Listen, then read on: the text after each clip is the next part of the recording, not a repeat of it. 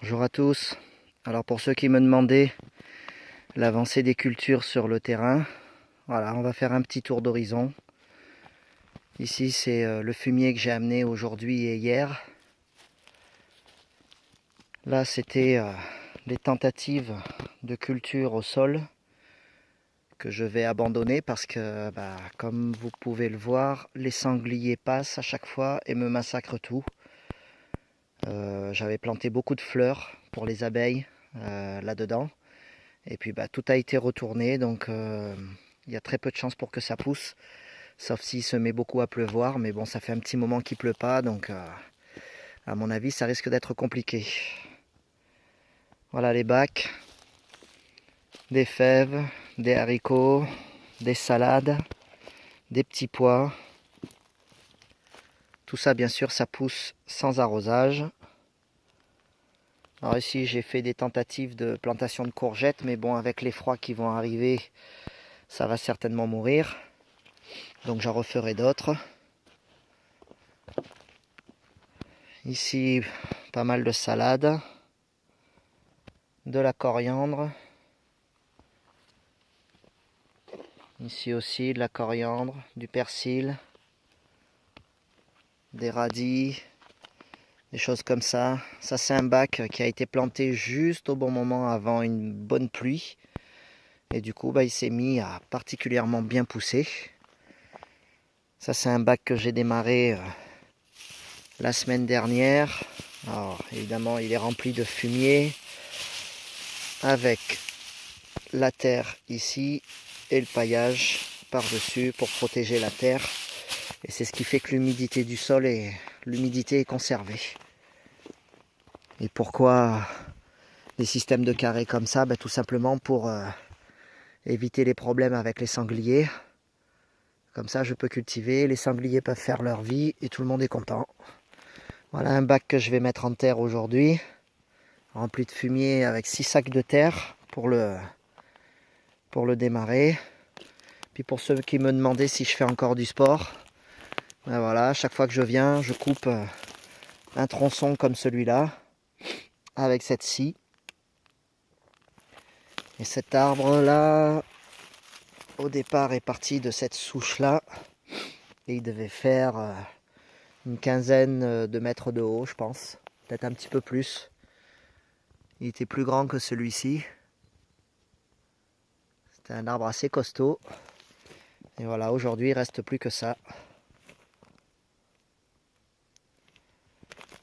Ici, les romarins qui commencent à être en fleurs.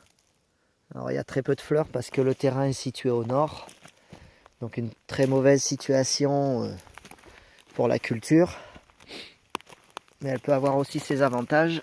C'est qu'elle conserve l'humidité des terres. Donc, elle sera peut-être un peu moins victime de la sécheresse cette année parce qu'à mon avis, vu comme c'est parti, il ne va pas beaucoup pleuvoir. Alors, le premier bac qui a été démarré, je l'ai laissé vivoter. Et si on va fouiller un peu,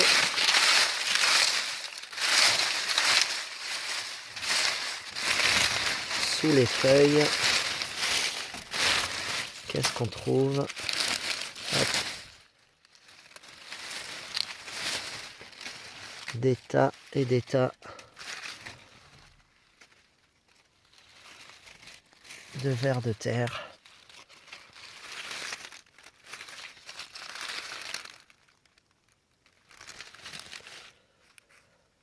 Ah, ça c'est pas un ver de terre, ça c'est un taupin. Ça mange les pommes de terre.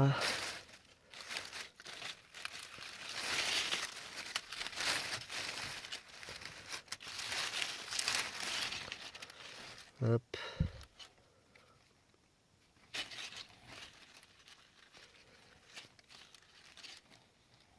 Petit ver de terre. Et en fait, si on fouille un peu, il y en a des tas. Il y en a des tas dans ce carré. Donc on laisse tout ça vivre gentiment, on les laisse à couvert. Là, une tentative de courgette qui n'a pas marché. Celle-ci, elle va mourir. Probablement par manque de lumière. Voilà, ici, des anciens sacs que je remplis de feuilles pour fabriquer du terreau. Et voilà, mon petit univers où je viens me ressourcer le week-end. Toutes ces branches là, c'est une haie qu'on a faite avec les branches des arbres qui ont été abattus sur la parcelle. J'ai fait quelques tentatives de plantation en plein sol, ici par exemple. Et en fait, on peut voir que les sangliers sont venus et ils ont tout arraché, ils ont tout labouré. Donc ici, ne poussera que ce qui arrive à pousser tout seul. Petit agrume que j'ai planté l'année dernière, en septembre. Il a l'air d'avoir passé l'hiver. On va voir s'il arrive à refaire des feuilles. Et voilà.